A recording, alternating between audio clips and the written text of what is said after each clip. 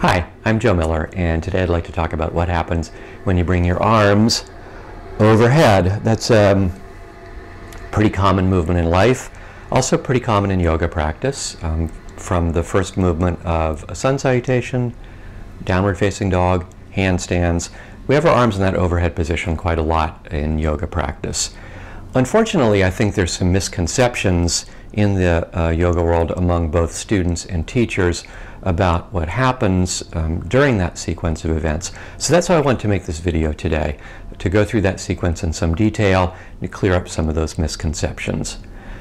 This video is going to focus mostly on the what happens when your arms are free to move through space, such as when you're lifting your arms overhead at the start of a sun salutation. And then I'll do another video later where I'll look at what happens during that sequence when you're putting weight in your hands in poses like downward facing dog.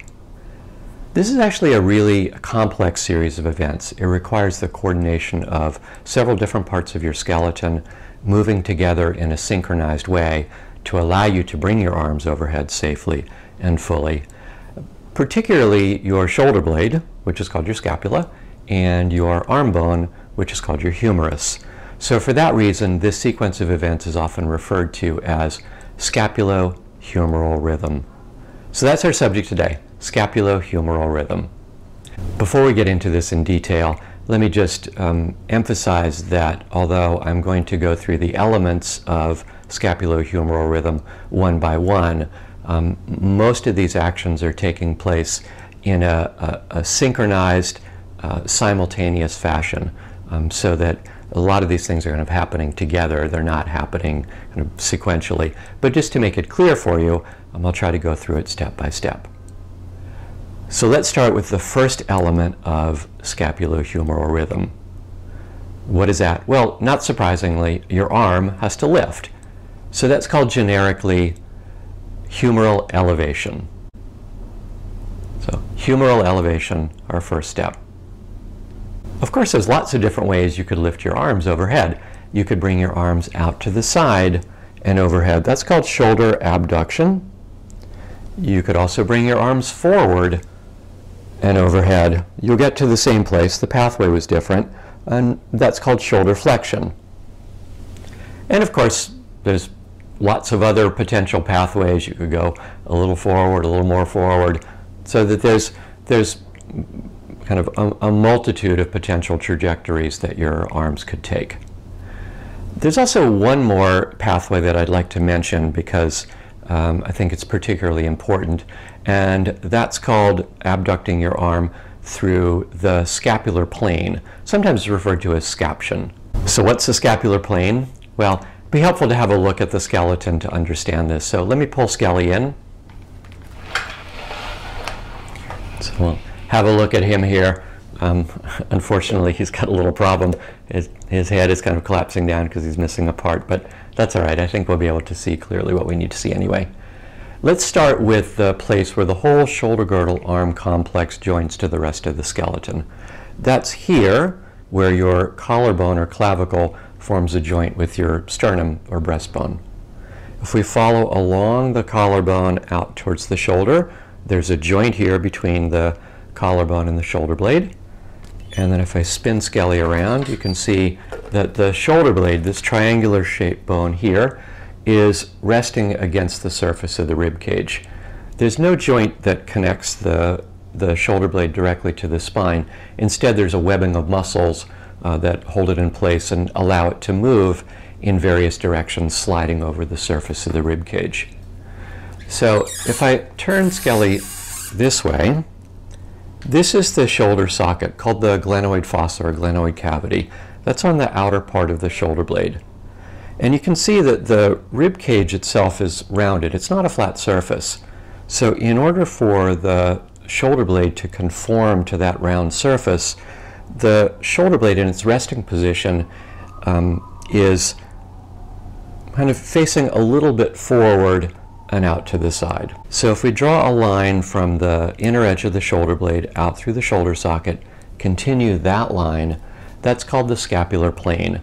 So it's a plane that's angled forward about 30 degrees or so from directly out to the side. The scapular plane is important because many people will find that that's one of the easier pathways for the arm to take when bringing the arm overhead. So rather than directly out to the side, a little bit forward, about 30 degrees forward from directly out to the side.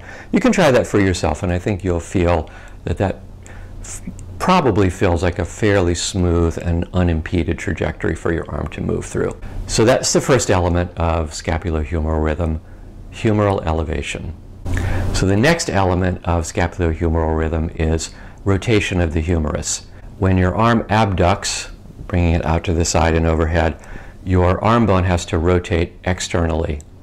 So to see why, I think it will be helpful to look at the bone. So we'll start with the shoulder blade. This is the shoulder blade. This would be a right shoulder blade, and you're looking at it from behind. So this is the shoulder socket here on the outer part of the shoulder blade. One thing to notice is that hanging above the shoulder socket here is a ridge of bone, which is called the acromion. And then if I flip this around so you're looking from the front, you can see there's another ridge of bone here, which is called the coracoid process. And then if you look from the side, so here's the shoulder socket, acromion, coracoid process. In life, there's a ligament that connects these two places. So these two bones plus that ligament form a kind of an arch or a roof over the shoulder socket. Okay, next let's look at the arm bone. So this is the humerus. The top of the humerus is a round head that fits into the shoulder socket. And then notice that on the outer part of the upper arm here, there's a kind of a little knob of bone that's called the greater tubercle. So if we put these bones together, you'll be able to see why you would need to externally rotate your arm when you abduct. So if I start to abduct the humerus out to the side, can you see that we're going to run into a little bit of a traffic jam here? The greater tubercle will press up against the acromion, and that's going to not only block the movement and prevent you from bringing your arm overhead, but it will also potentially create a little bit of impingement or pinching on some sensitive tissues that are running through that space called the subacromial space, particularly a couple of tendons that run through that space. So that's referred to as subacromial impingement, and it's a potential source for shoulder pain, so something we want to stay away from. Notice that if you externally rotate your humerus, the greater tubercle moves backward in space. That will allow for quite a bit more clearance.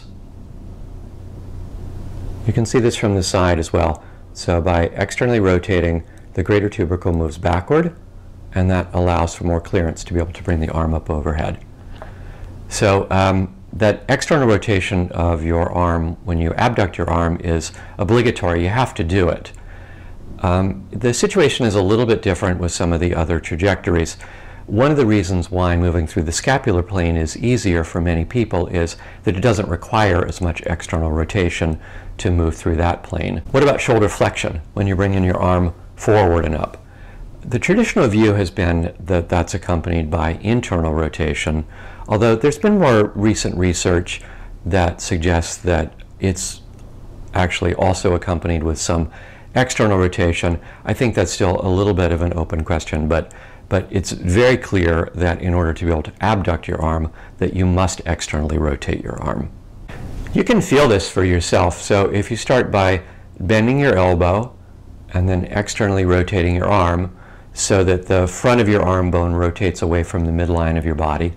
By the way, the reason that I'm asking you to bend the elbow is just to make sure that we're not seeing any contribution from the forearm bones turning, so you know that it's your upper arm bone that's rotating.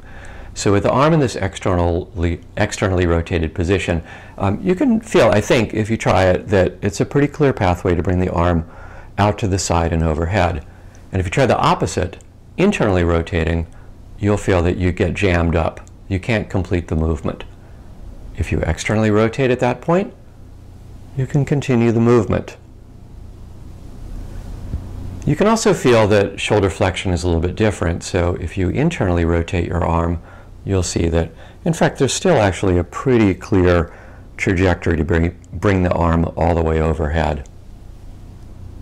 But certainly with abduction, internally rotating the arm is definitely not going to work. You have to externally rotate to bring all the way up over your head. Okay, so that's the second element of scapulohumeral rhythm. External rotation of your humerus when you abduct the arm.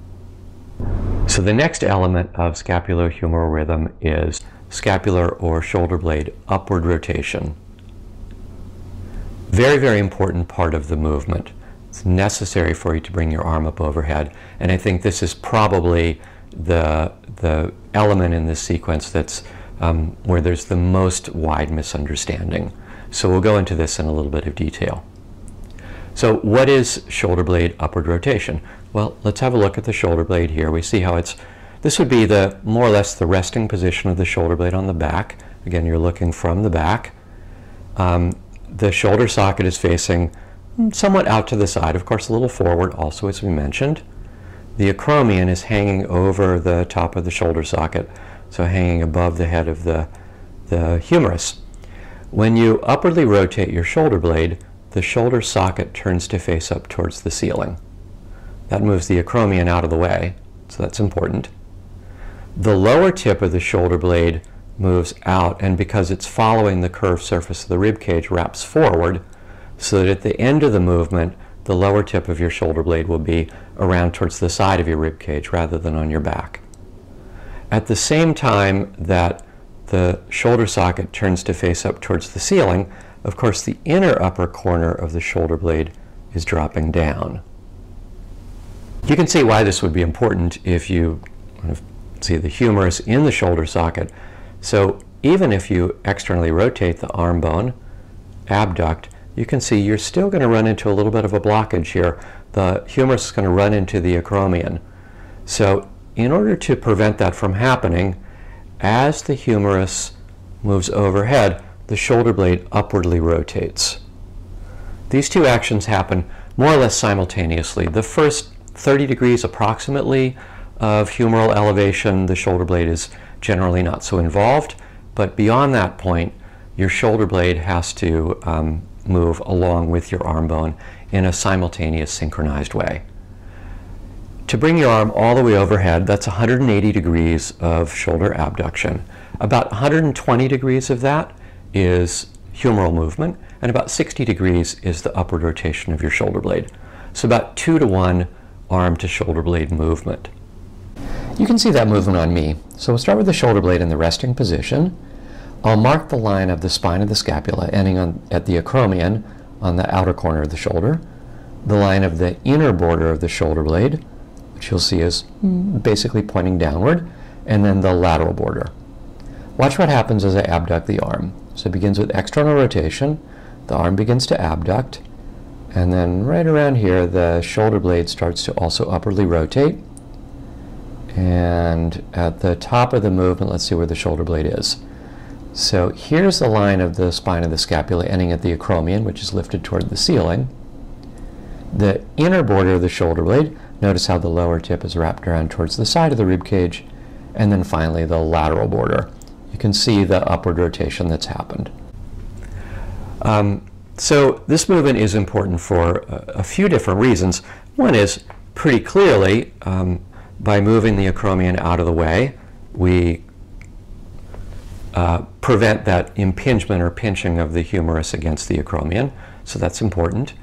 Also notice that when the arm is overhead, because the shoulder socket is facing up towards the ceiling, we've actually created a stable platform for the head of the humerus to sit into. There's another important reason why you need to upwardly rotate your shoulder blades, which is that it allows you to preserve a more effective length for the muscles that stabilize the head of the humerus in the shoulder socket, as well as the muscles that move and stabilize the shoulder blade on the back.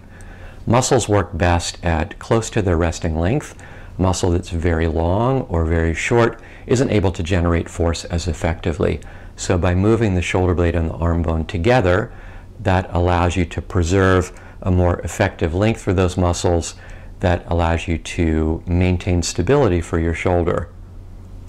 So I think this is a really important point to remember, because there's a common misconception that we create stability for the shoulders by fixing the shoulder blades in place, by immobilizing them. pulling the shoulder blades down and back. But in fact, as you've seen, in order to create stability for your shoulder, bringing your arm overhead, your shoulder blade has to move. If you try to keep your shoulder blades down and back as you bring the arms up overhead, first of all, you're not going to be able to get full reach overhead. You can see for me to reach the arms all the way overhead, the outer corners of the shoulder blades must lift. And if I don't do that, if I pull the outer corners of the shoulders down, then I'm blocking that movement. And I'm also actually running the risk of creating some potential problems for the shoulder over the long haul if I continually do that. So the shoulder blades must move on your back. That's actually what allows you to create stability in your shoulder joint in that movement. When you bring your arms up overhead and the shoulder sockets on the outer parts of the shoulder blades lift to allow for that movement, the inner upper corner of the shoulder blade is releasing a little bit down away from your neck. So that might be a helpful thing for you to visualize as you're bringing your arms up overhead. But that's very different from pulling the entire shoulder blade down your back, which is only going to block the movement. Okay, so that's the third component, scapular upward rotation. Very, very important part of the movement. The next element of scapulohumeral rhythm is what's called scapular posterior tilting. So what's that? Well, let's have a look at Skelly. I'll bring him in again. You can see that the resting position of the shoulder blade on the back, the top of the shoulder blade is tilted forward a little bit. That's just the natural positioning because of the shape of the rib cage, which is a little narrower at the top than it is in the middle. When you bring your arm up overhead, your shoulder blade has to posteriorly tilt. That means the top of the shoulder blade has to move backward a little bit. That moves the acromion out of the way of the head of the humerus and again allows for clearance to be able to bring your arm up overhead. You can feel this for yourself. If you exaggerate the anterior forward tilting of your shoulder blades, try to bring your arms up, you'll feel you get blocked. But if you take the tops of the shoulder blades back a little bit in space, that will create a little bit more clearance for you to be able to bring your arms up overhead.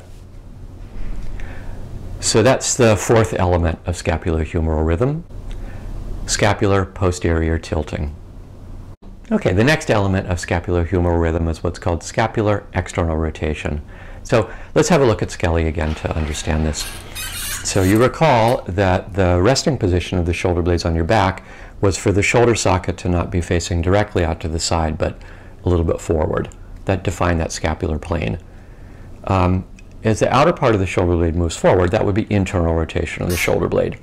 For you to be able to find full elevation of your arm, the outer part of the shoulder blade has to come back a little bit. That's called shoulder external rotation. It's a pretty small amount of movement. It's only about 10 degrees or so. And you recall that the scapula in its resting position is already tilted forward 30 degrees. So the scapula is actually still tilted forward even with that external rotation of the scapula. It's about 10 degrees of movement approximately compared to 60 degrees of movement for scapular upward rotation. So that's a much larger movement. By the way, posterior tilting is about 20 degrees of movement.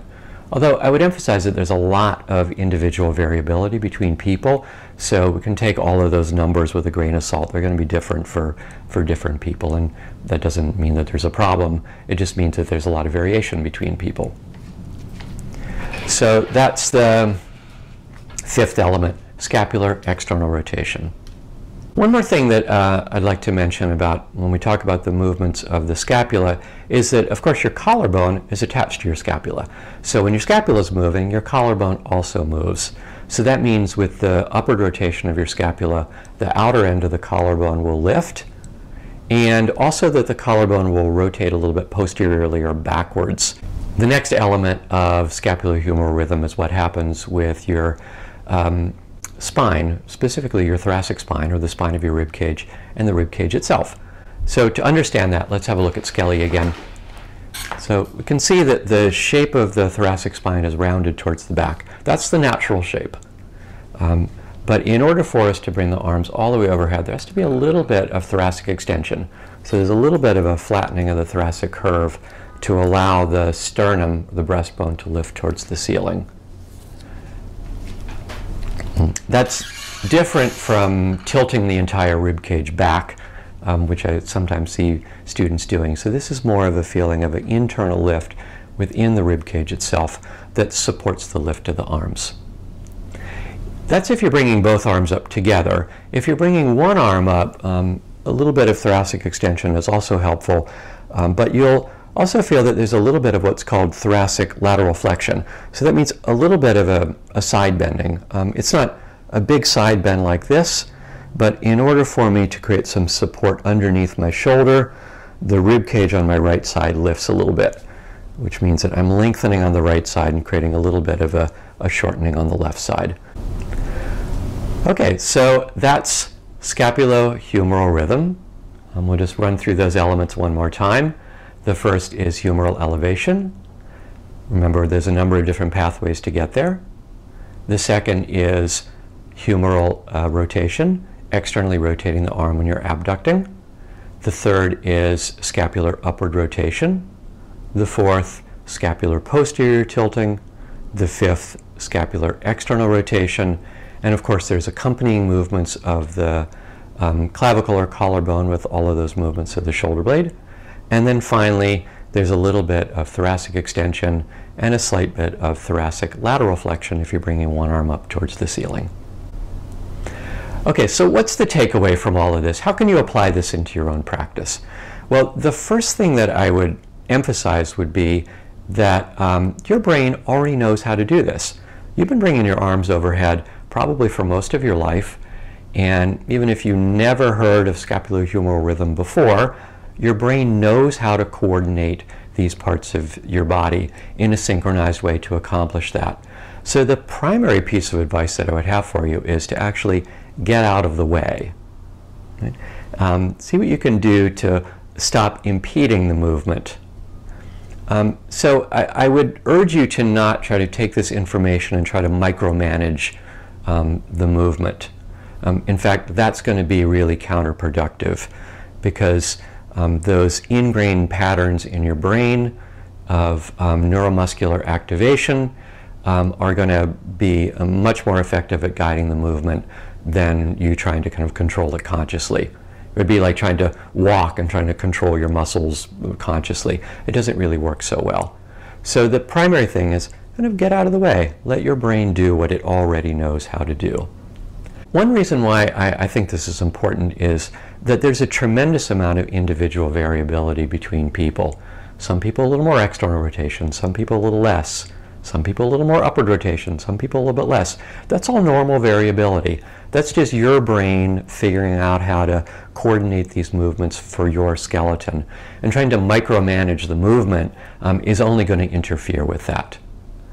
And I also mention this because, as I said before, I think there's some misconceptions about what has to happen when you bring the arms up overhead.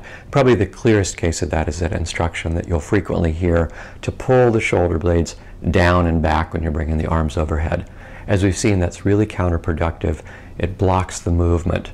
In fact, I think if you pay attention to that upward rotation of the scapula and you allow it to happen, you'll feel that that will actually create a little more lightness in the lift of the arms. As the shoulder sockets lift and the inner upper corners of the shoulder blades release downward, the shoulder blade serves as a kind of a counterweight to the arm to make the movement feel even a little bit lighter.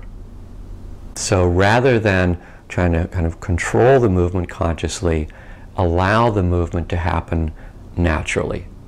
At the same time, I think understanding the steps can be helpful for you because they can provide a framework or some guideposts for your awareness. So particularly if you feel like you're running into some difficulty in some place in the movement, knowing the steps, you can use that as a way to focus your attention and to see, oh, is there some way that I could adjust this a little bit or adjust that a little bit to find a little bit more ease in the movement. Along those lines, experiment with different pathways of taking your arms overhead. I talked before about how moving in the scapular plane, not directly out to the side, but a little bit forward and out to the side, will be easier for many people. So you could try that. Some folks might find that bringing the arms up through the center line is easier. So play around, find the trajectory that works for you. And then the other thing that I would kind of pay attention to is what's happening in the rib cage. So can you find some feeling of support underneath your arms when they're reaching overhead? We talked about the movement of the shoulder blade and the thoracic extension. That can be accompanied with breathing. So the more that you are able to find some sense that your breath helps to support your arms, that's going to help to create some feeling of support from your rib cage underneath your arms. That's going to create more stability for you. Okay, so I hope that was helpful for you.